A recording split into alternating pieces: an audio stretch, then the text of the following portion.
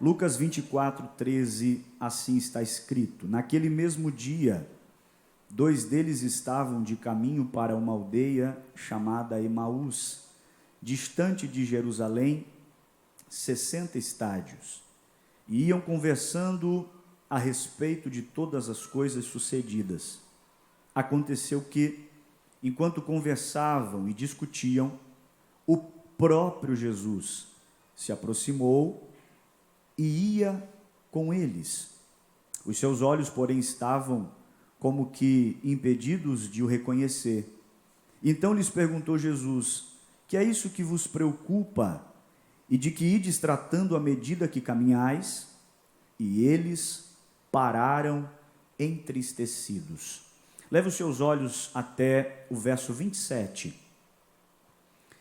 Diz assim: e começando por Moisés, discorrendo por todos os profetas, expunha-lhes o que a seu respeito constava em todas as Escrituras.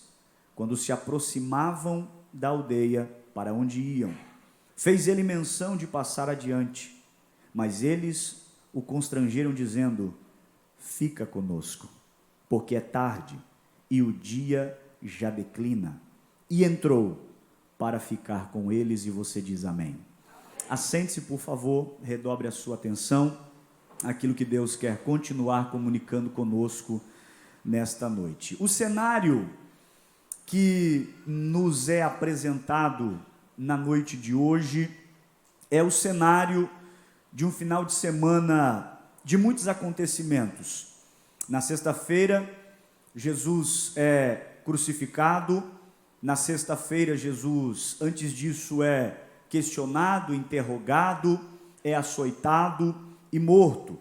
A história nos conta que, por temer a retaliação dos judeus, e por que não dizer também do Império Romano, aqueles que seguiam Jesus, os seus discípulos, os seguidores de Jesus, a Bíblia vai nos apresentar um contexto, por que não dizer, de fuga da situação, do contexto, do momento em que estavam vivendo. É comum você olhar nas páginas da Bíblia os discípulos enclausurados, trancados, escondidos, porque temiam uma possível retaliação dos fariseus, dos doutores da lei, e por que não dizer do Império Romano, imaginando eles que aquilo que havia acontecido com Jesus, possivelmente poderia acontecer com eles. Nesse capítulo em questão, nós encontramos 2 discípulos de Jesus, que depois de 3 dias da morte de Jesus, decidiram deixar Jerusalém, decidiram deixar a cidade do Senhor e retornar para a sua aldeia ou a sua cidade de origem, que a Bíblia nos apresenta o nome de Emaús. A palavra Emaús vem da expressão hebraica Hamat, que significa fonte de águas quentes. Era nada mais que um povoado que ficava a cerca de 10, 11 quilômetros de Jerusalém, de onde eles iniciaram essa caminhada. Nessa história, queridos irmãos, nós encontramos algumas lições preciosas para aplicarmos à nossa vida e, por que não dizer, alguns alertas para também aplicarmos à nossa vida. Esses discípulos, a um primeiro momento, estão tomando uma atitude. Qual, pastor? Se ausentar, sair, fugir e, por que não dizer, se deslocar da onde tudo estava acontecendo no contexto de suas vidas, que era Jerusalém. O que nós percebemos aqui, queridos irmãos, é que no cenário crítico, no cenário duvidoso, no cenário de lágrima, no cenário de dor, eles tomaram uma decisão. Qual, pastor? Eles decidiram sair. Luto, tristeza, perda, fizeram com que esses discípulos tomassem uma decisão. Qual, pastor? Sair de Jerusalém, se ausentar da cidade santa. Quando a dor atingiu o coração daqueles 2 homens, não pensaram duas vezes e tomaram uma decisão: vamos sair. Isso acontece com muitas pessoas, quando a dor atinge, quando a aflição chega, quando a dor abraça a sua vida, a tendência é distanciar-se. Perdas, derrotas provocam uma saída física e, em muitos aspectos também, uma saída até emocional. Os discípulos se afastaram, mas eles não conseguem esquecer o que fez com que eles se afastassem. Luto, tristeza, dor, porque enquanto iam, conversavam. E conversavam sobre o que, pastor? Conversavam sobre o episódio da crucificação. Se afastavam dos acontecimentos, porém a tristeza, a frustração não se afastava do coração deles. Se afastavam de Jerusalém, porém a tristeza, os lamentos, as dores ainda eram presentes. E aí surge uma pergunta: por quê?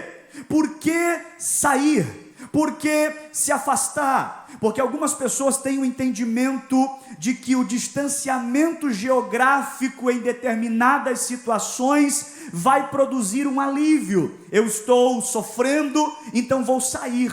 Eu estou com dores, então vou me ausentar. Porém, queridos, eu preciso dizer, o distanciamento geográfico não produz alívio para as dores existenciais da alma. O seu lugar, independente da crise, independente do contexto, independente das dores, o seu lugar sempre será Jerusalém. O lugar da sua família sempre será Jerusalém. Pastor Cleiton, por que Jerusalém? Jerusalém tipifica a presença de Deus, a igreja, a comunhão com o Senhor, assim como a cidade física que está lá em Israel, murada, fortificada e edificada sobre as montanhas da Judéia, inclusive o Monte Sião. A presença de Deus sempre será o nosso local de repouso, refúgio, proteção e bênção. Eu gosto muito da parábola do bom samaritano, porque esta parábola representa algumas verdades. A Bíblia diz, Jesus nos conta que descia um homem de Jerusalém para Jericó. Veja a expressão descia de Jerusalém para Jericó. A expressão descia nos fala muito. Por quê, pastor? Porque Jerusalém está edificada sobre montes. Sair de Jerusalém para Jericó é empreender uma descida. Por isso, meu irmão, você deve permanecer aqui em Jerusalém. Nenhuma proposta de outra cidade ou de outro contexto se compara com as bênçãos que estão sendo derramadas sobre a sua vida, a sua casa, a sua família, aqui em Jerusalém. Nenhuma dor será curada em outro lugar que não seja aqui em Jerusalém. Nenhum trauma será tratado em outro lugar se não for aqui, na presença do Todo-Poderoso. Nenhuma crise existencial é capaz de ser resolvida em outro contexto. A solução para a crise está aqui em Jerusalém. A solução para as maiores dores da sua alma não se encontra em nenhum consultório clínico. Pelo contrário, a solução para as maiores crises da sua vida sempre estará na presença de Deus e do Espírito Santo. Nenhuma dor será curada em outro lugar, nenhuma perda será restaurada em outro lugar, nenhum prato será oferecido em outro lugar que vai saciar a sua fome por completo. Pelo contrário, a melhor comida da terra é servida aqui em Jerusalém. O melhor banquete que existe é servido aqui em Jerusalém. Quem já se alimentou do manjar que Deus prepara, levante a sua mão para adorar. Eu olho para a Bíblia e eu me lembro de Daniel, quando chega na Babilônia, decide não comer da comida que o rei lhe oferece. Aí um dia alguém disse: pastor, mas Daniel não era crente. Eu disse: era crente. Daniel não congregava. Eu digo: Daniel congregava na Assembleia de Deus, sede da Rua São Paulo ainda. Mas pastor, não bastava Daniel orar, consagrar aquela comida que primeiramente era consagrada aos ídolos, consagrar ela a Deus e então comer. Por que é que Daniel não quis comer a comida da Babilônia? Aí a resposta veio no meu coração: é simples, porque Daniel estava na Babilônia, mas ele não era da Babilônia, ele foi levado para lá. E sabe o que é interessante? Estava na Babilônia, mas era de Jerusalém. E por que não quis comer a comida de Babilônia? Porque quem já comeu da comida que é servida em Jerusalém, não tem fome da comida que é servida na Babilônia. Pastor, o que você veio pregar aqui essa noite? Crie seus filhos aqui em Jerusalém, edifique a sua família aqui em Jerusalém.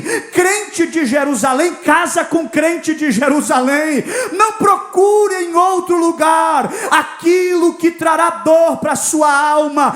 Tudo o que você precisa, Deus já derramou aqui em Jerusalém.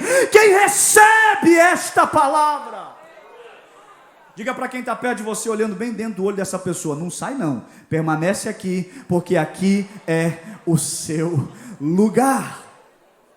Esses dois discípulos, pastor Aguiar, decidem sair, decidem se ausentar, decidem virar as costas para Jerusalém. Mas sabe o que eu acho mais interessante, irmãos? É que enquanto estavam indo, enquanto estavam saindo, a Bíblia diz que Jesus apareceu, aleluia. Enquanto estavam indo com dores, Jesus apareceu. Enquanto estavam indo com lágrimas, Jesus apareceu. Por que isso, pastor? Porque nós não servimos a um Deus distante das nossas dores. Nós não servimos a um Deus que está ausente aos nossos traumas. Pelo contrário, na hora certa em que você precisar, Ele vai aparecer, porque a Bíblia me apresenta um Jesus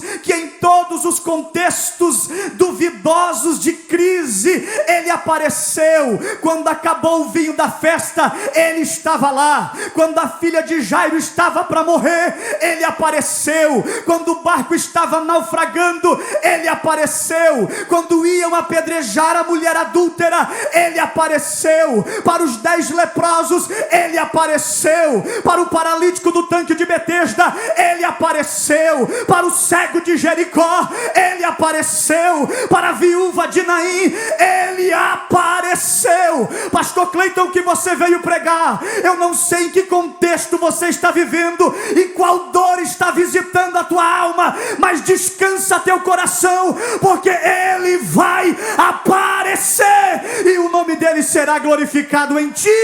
Quem recebe esta palavra hoje? Aleluia.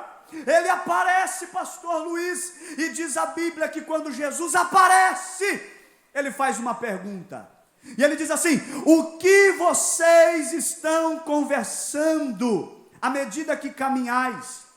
E diz a Bíblia que depois que Jesus faz a pergunta, o que acontece na sequência é algo extraordinário. Eles estão caminhando. Quando Jesus pergunta o motivo da viagem e o porquê estavam caminhando e o que estavam conversando, a Bíblia diz, antes da resposta, e pararam entristecidos. Pastor, o que isso revela para nós essa noite? Eles estão saindo de um contexto negativo. Eles estão se ausentando de algo que estava causando dor. E no momento que o contexto volta aos seus corações, a Bíblia diz que a atitude deles é parar entristecido. Isso aqui revela algo extraordinário para as nossas vidas. Como eu disse anteriormente, eles estão saindo de Jerusalém. Tem muita gente que pensa que lá fora vai fluir melhor, mas não vai. Tem muita gente que coloca uma série de questões nas regras, nas doutrinas, nos costumes de uma igreja e usa tudo isso para sair. Está dizendo: a igreja me trava, eu não consigo fluir, eu não consigo avançar, é tanta coisa que eu não consigo me encaixar. Eles saíram de Jerusalém, mas não conseguiam andar, pararam entristecidos. Pastor, o que isso revela? O único lugar em que você vai fluir, vai avançar, vai prosperar, sempre estará na casa do Senhor, na presença de Deus. Em outro lugar, você até pensa que está fluindo, mas na verdade está parado.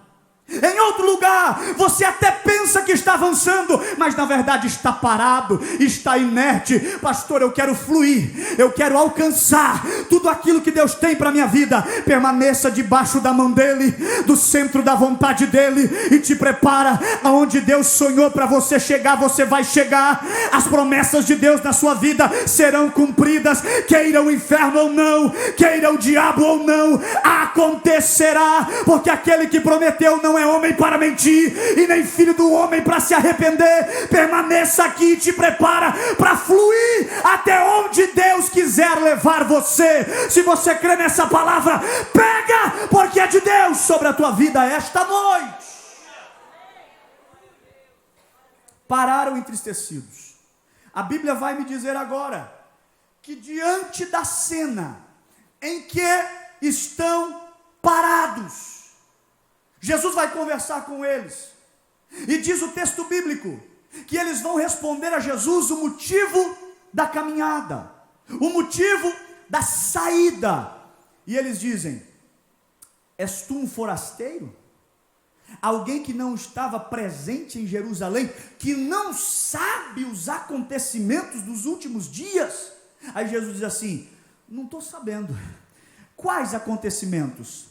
Aí eles falam: os principais sacerdotes pegaram o nosso Cristo, prenderam, açoitaram, mataram, e já é o terceiro dia em que essas coisas aconteceram. Ei, olha aqui para mim. Quando eles dizem que é o terceiro dia, uma verdade se apresenta a nós aqui. Qual? Jesus morreu na sexta-feira. Eles estão fugindo no domingo. Jesus se ausentou deles devido ao cenário da crucificação na sexta-feira. É domingo e eles estão decidindo sair. Pastor, o que isso revela? Revela que estes homens estavam com os seus olhos voltados para a sexta-feira. Revela que esses homens estavam com seus olhos fixos no trauma da sexta, na dor da sexta, nas lágrimas da sexta, no luto da sexta. Mas pastor, o que a Bíblia está dizendo? Já é domingo. Lágrima, sexta. Luto, sexta. Mas já é domingo. Pastor, o que isso revela? Pessoas que por causa de um trauma, de uma dor, de uma crise do passado, estão limitando o que Deus quer fazer na sua vida, no presente, e comprometendo as promessas para o futuro. Quem sabe eu estou pregando para pessoas aqui que estão abraçados a uma sexta-feira de dor. Quem sabe eu estou pregando para pessoas aqui que estão abraçados a uma sexta-feira de luto. Quem sabe eu estou pregando para pessoas aqui que estão abraçados a uma sexta-feira de lágrima. Mas mas Deus me traz aqui essa noite para liberar uma palavra sobre a sua vida. Já é domingo, pode celebrar. Já é domingo, pode adorar. Pastor, mas o que tem na cesta? Na cesta tem um Jesus ferido. Pastor, mas o que tem na cesta? Na cesta tem um Jesus preso, tem um Jesus espancado, tem um Jesus humilhado, tem um Jesus açoitado e crucificado. E no domingo, pastor, no domingo tem pedra removida. No domingo tem o sol da justiça brilhando mais uma vez. No domingo pode-se ouvir o rugido do leão da tribo de Judá. Se na sexta tem morte, no domingo ela foi destronada. Se na sexta tinha vitória no inferno, no domingo ele foi envergonhado, porque Jesus ressuscitou. Pastor, o que você veio pregar? A sexta-feira já foi, o sábado também. Deus já tem preparado um domingo de vitória para você. Se você crê nisso, pegue essa palavra, porque é de Deus sobre a sua vida hoje. Tem pessoas, pastor Anderson, que não conseguem fluir, porque estão abraçados a uma sexta-feira. Pastor, a minha maior derrota foi naquela sexta-feira do passado. Pastor, a minha maior crise foi uma sexta-feira lá no passado. Pastor, o meu maior trauma está no passado. Escute, não comprometa o que Deus quer fazer no domingo da sua vida com as dores e as lágrimas do passado. Você perdeu, foi no passado. Te roubaram, foi no passado.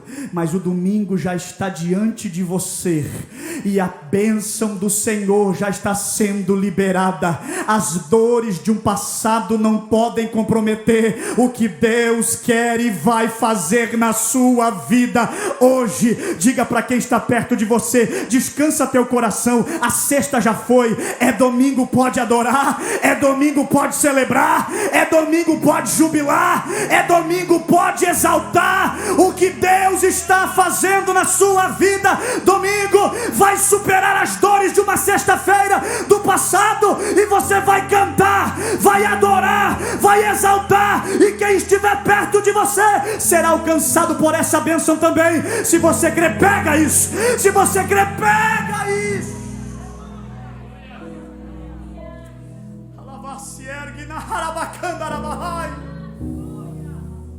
Quanta gente que era para estar mais longe, mas está preso numa sexta-feira. Quanta gente que era para estar fluindo melhor, mas está preso em uma sexta-feira.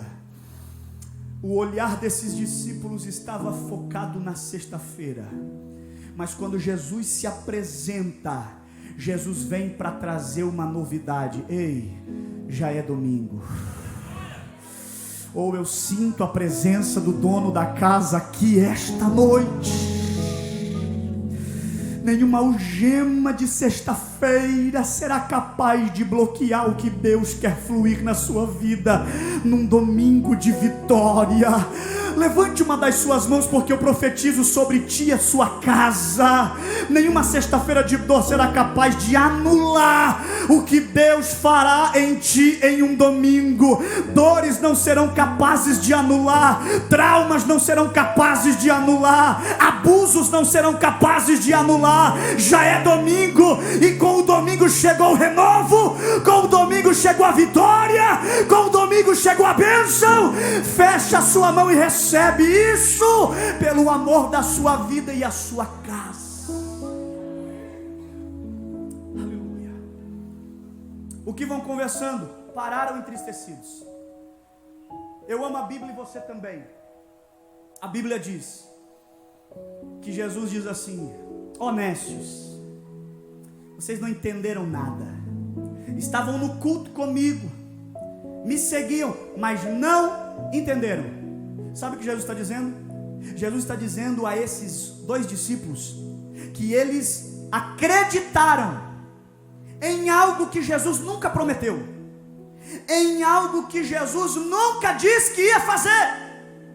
Esses discípulos, no verso 21, nós esperávamos que fosse Ele quem remisse Israel, mas agora, sobretudo, isso já hoje o terceiro dia que essas coisas aconteceram.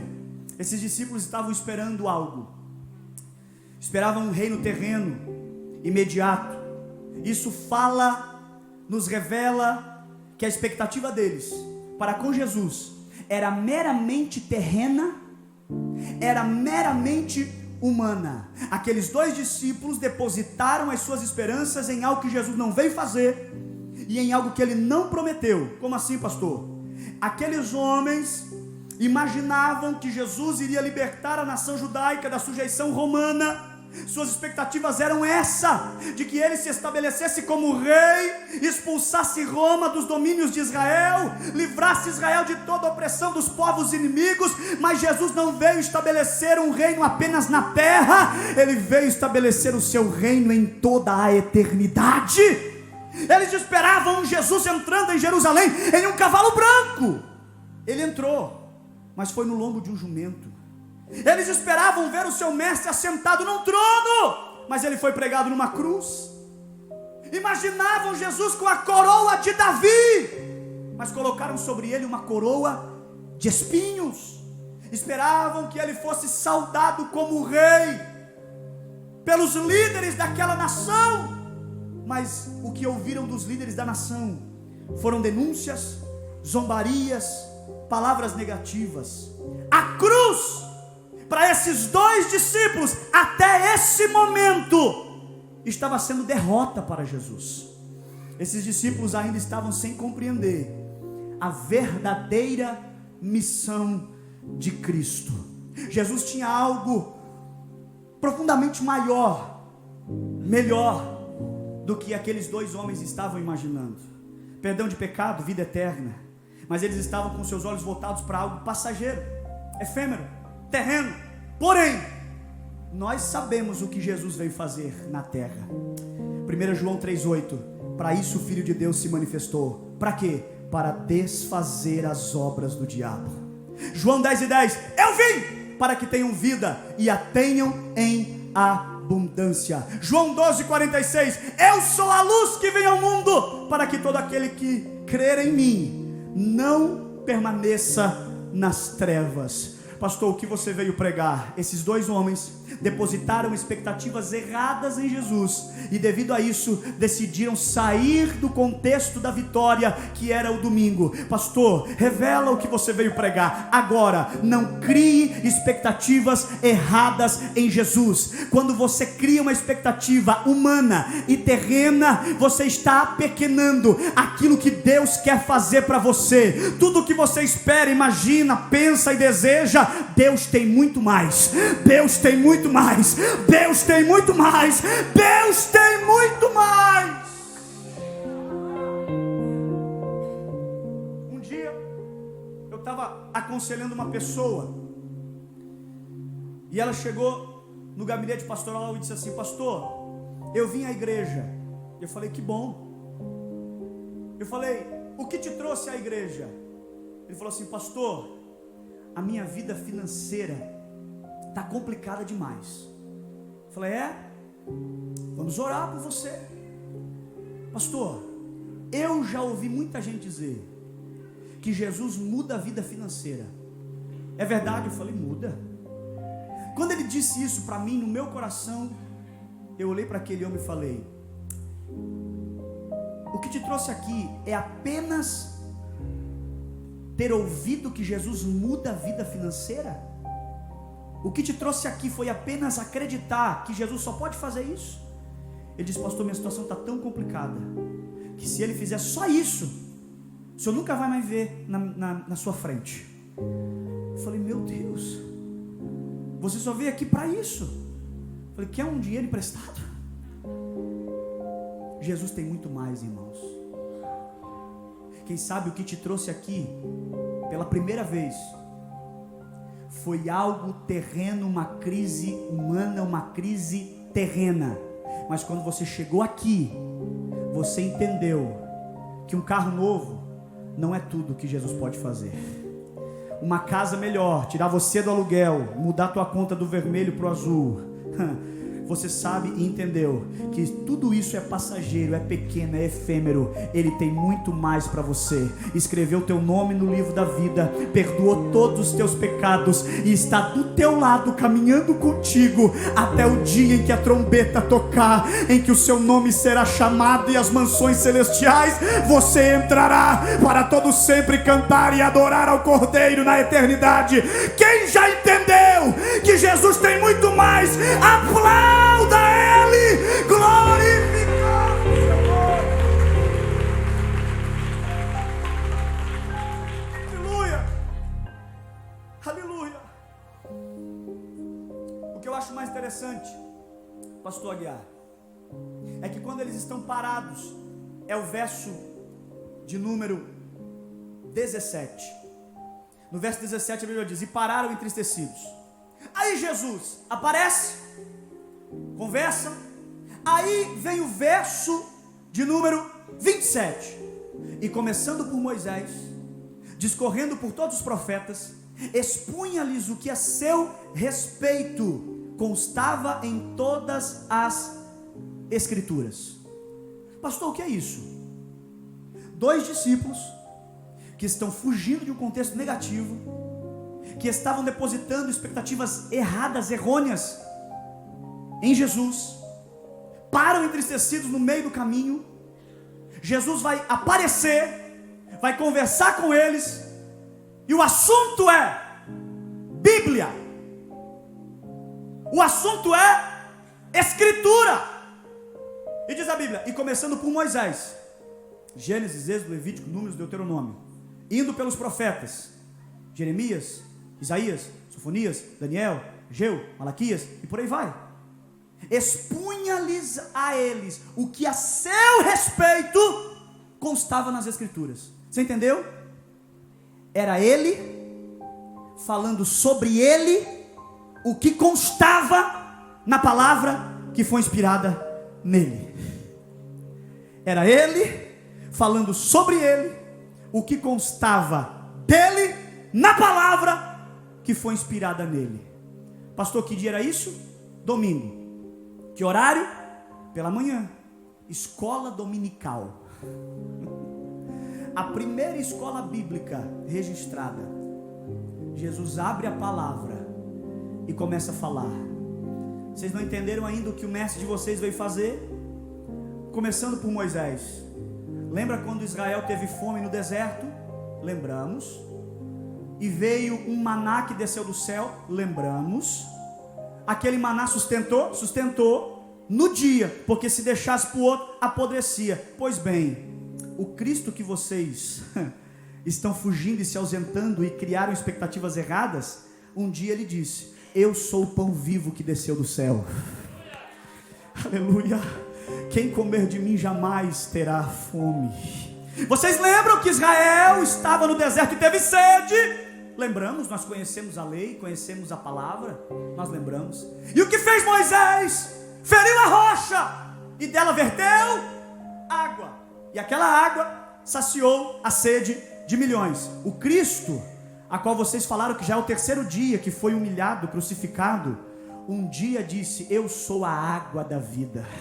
Quem beber de mim jamais terá sede. A água do deserto matou a sede de milhões. A água desse Cristo saciou e ainda sacia a sede de milhares. Jesus vai discorrendo na Bíblia o que constava sobre ele.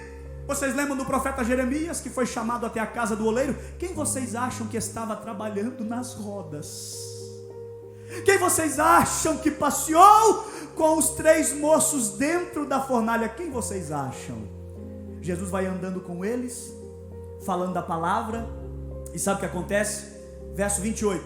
Quando se aproximaram da aldeia. Peraí. No verso 17 estão parados. 11 versículos depois estão chegando na aldeia. O que aconteceu nesse intervalo, pastor? 2 coisas. Jesus apareceu e abriu as Escrituras. Pastor, não entendi, vou te explicar agora. O que tem poder para te fazer caminhar. A fórmula não mudou, não está inalterada. É Jesus e palavra, palavra e Jesus, Jesus e palavra, palavra e Jesus. Pastor, eu não estou fluindo, eu não consigo andar, me sinto aprisionado, me sinto preso. Talvez está faltando Jesus ou está faltando palavra, mas se tiver Jesus e tiver palavra, você vai andar, vai avançar e o nome dele será glorificado em ti. Quem recebe esta palavra hoje, a receita não mudou. Quem tem Jesus, presença e palavra, entende que para fluir, para andar, para prosperar, a palavra te revela: oração, congregar, cultuar, ser fiel. Tem Jesus, tem palavra, Deus te guardará, guardará a tua casa de todo mal. Quando chegam na aldeia, já estou encerrando para cearmos. Quando chegam na aldeia, a Bíblia diz: fez Jesus que ia passar. Jesus é extraordinário, irmão. Ele quer entrar, mas ele não vai se oferecer. Jesus quer entrar, mas ele não vai implorar. Tem vezes, e isso eu já me policiei muitas vezes, quando a gente vai fazer o apelo, pastor Aguiar, a gente fala: aceita Jesus, aceita Jesus, aceita Jesus, por favor, aceita Jesus. Nós colocamos Jesus, diminuímos Jesus, imploramos para que a pessoa aceite.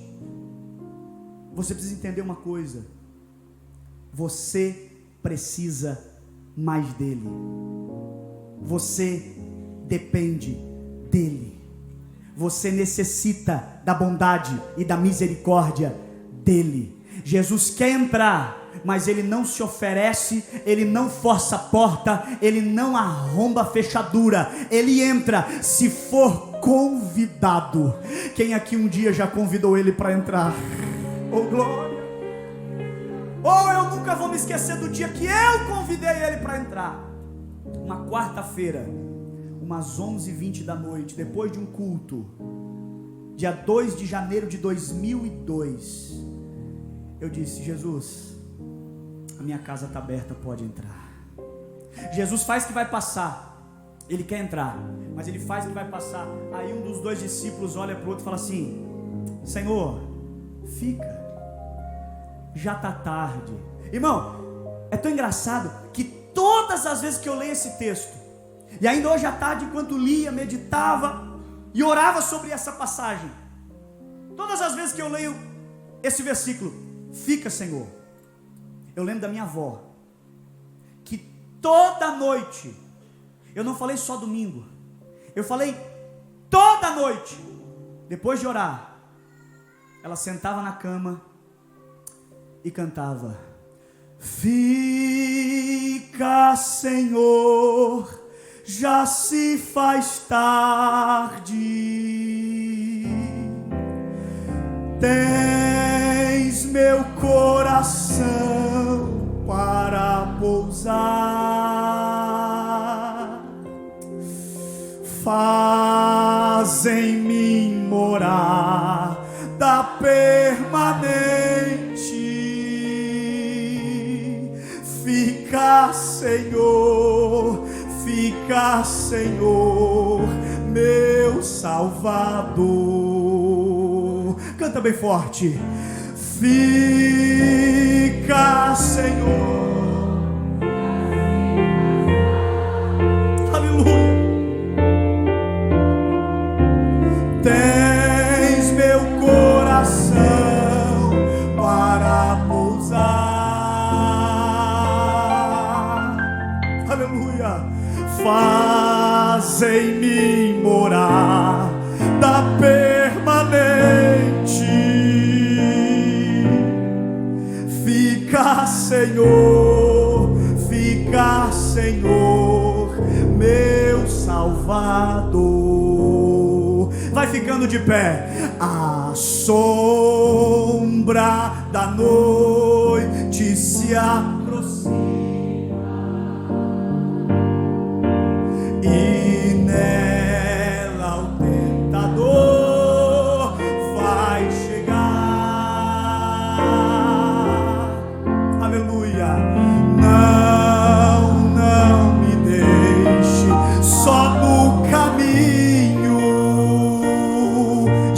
isso. Ajuda-me até chegar. Bem forte o coro, canta! Ele vai ficar. Tens meu coração para pousar. Aleluia. Faz em mim morar da permanente. Fica, Senhor, meu Salvador. Se você falou de coração, sinta a presença dele aí agora. Sinta a presença dele aí agora. Por 30 segundos diga algo ao Deus da tua alma. Levante a sua mão para adorar. Você que é batizado no Espírito Santo e há muito tempo não fala em línguas, fale agora, seja renovado. Diga glória a Deus se ele merece. Diga aleluia se ele é digno de receber. Deus, nós te adoramos. Fica conosco, Senhor.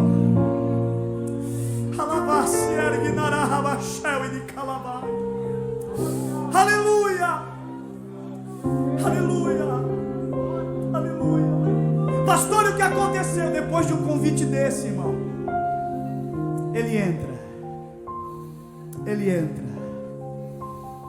Ele entra. A Bíblia diz que ele entra na casa como convidado. E o texto vai dizer, na sequência, que ele vai pegar o pão para partir. Pastor, tem algo que não está batendo aí. Verdade. A casa não é dele. Ele não é o dono da casa, não é o dono da mesa. O pão não era dele, porque ele vai partir o pão.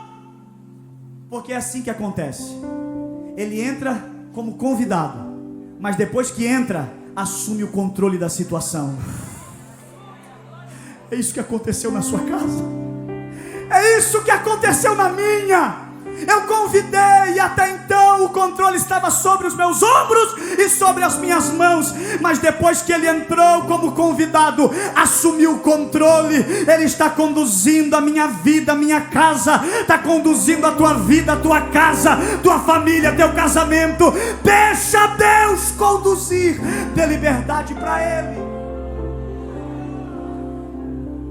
Aleluia. Eu encerro. A Bíblia diz que depois que ele partiu o pão, 3 coisas aconteceram. Quantas coisas, irmãos? 3. Primeiro, quando ele partiu o pão, a Bíblia diz: e os olhos deles foram abertos. Pastor, o que isso revela? A presença de Jesus na casa fará você ver o que até então não estava vendo. Eu vou repetir. A presença de Jesus na casa fará você ver o que até então não estava vendo, não estava percebendo, não estava atentando. Pastor, o que isso revela?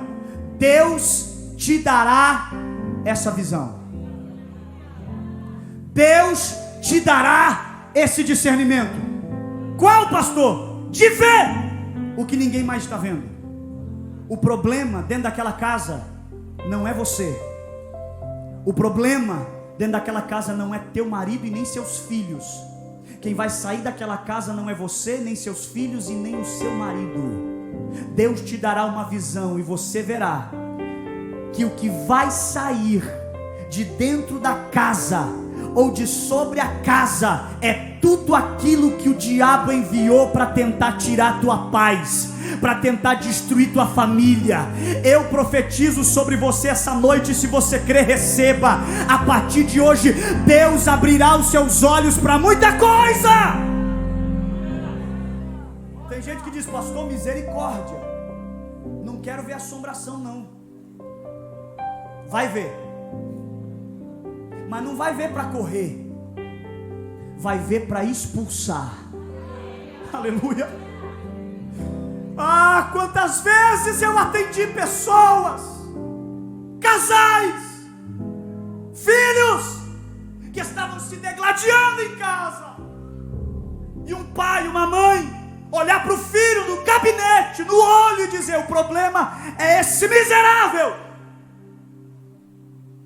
e o meu coração quebrar, porque a gente sabe que a nossa luta, a nossa guerra não é contra a carne, nem contra o sangue, mas contra espíritos e potestades. E eu olhar para o casal e dizer assim: vamos entrar numa campanha de oração, porque o problema não é ele, o problema é a brecha que vocês deixaram aberta e o diabo entrou para cirandar e quebrar a casa de vocês. Tem coragem de entrar na oração da madrugada? Tem coragem de entrar no jejum? Tem coragem de entrar numa vida de compromisso? De parar de brincar com a igreja, com Deus, com a Bíblia? De parar de ser crente só domingo, mas ser crente entre os domingos? Tem coragem? Temos, pastor, temos. Então vamos para a guerra, porque não existe demônio, macumba, feitiçaria ou qualquer obra do inferno capaz de se manter de pé dentro de uma casa em que Jesus é adorado. Primeira coisa, olhos abertos. Segundo, reconheceram quem era ele. Pastor, o que isso revela? Tem muita gente no caminho da vida, que está caminhando com Jesus, ouvindo a palavra, vindo aos cultos, mas ainda não reconheceu quem é ele, ainda não percebeu que aquela porta não foi teu amigo que abriu, foi ele. Ainda não entendeu que aquela bênção não foi porque você é queridinho no seu bairro, não, foi ele. Aquela cura não foi o melhor tratamento que o seu médico pôde dar, aquela cura foi ele, foi ele, foi ele.